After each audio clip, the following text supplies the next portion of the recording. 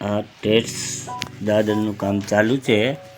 આ ડિઝાઇન છે, દાદરની ડિઝાઇન બનાવેલી છે. આમાં તમે જે પ્રમાણે બનાવવું હોય તે પ્રમાણે કહેશો એ પ્રમાણે બનાવી આપશો. આ સીડીનું કામ ચાલુ છે. આ સીડીની ડિઝાઇન બનાવેલી છે. તેમાં નીચે રાઇઝર અંદર રાખેલું, 2 ઇંચ ડાઉન રાખેલું છે રાઇઝર, અને તેમાં લાઇટ લાગશે. આ આપણે ગુજરાતની આ ડિઝાઇન નથી, આ બહારની છે, વિદેશની છે.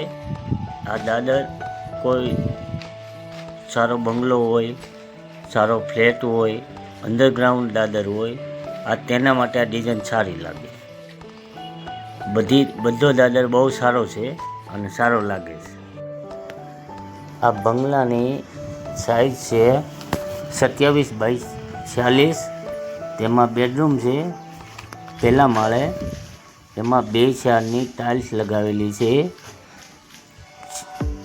2 બાય 4ની. તે પણ કેમિકલમાં લગાવેલી છે. આ કબાટ છે, આ પિંક માર્બલમાં બનાવી આપેલો છે.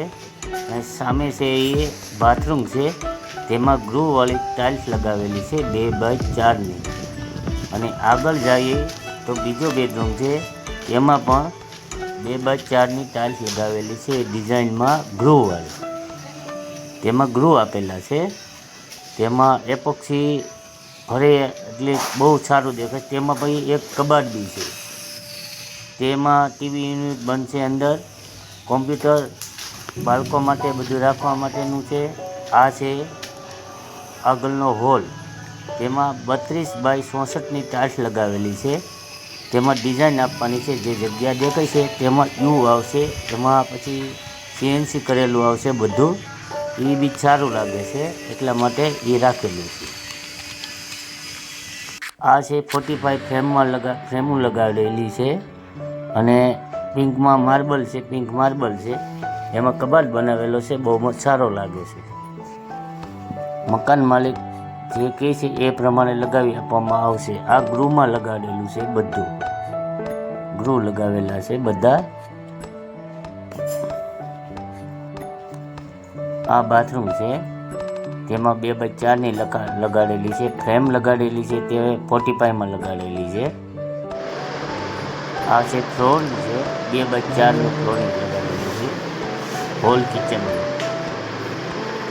કિચનમાં 2 બાય 4નું, અને ટાઇલ્સ છે વિટ્રીફાઈ છે, અને સારી આવે છે, ફ્લેક્સિબલ આવે છે. અને એ બી હાર્ડ માસનમાં લગાડેલી હતી.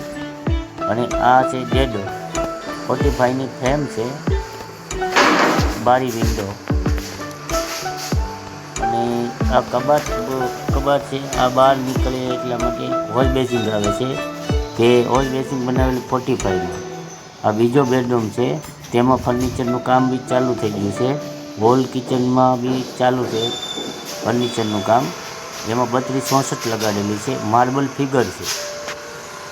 એમાં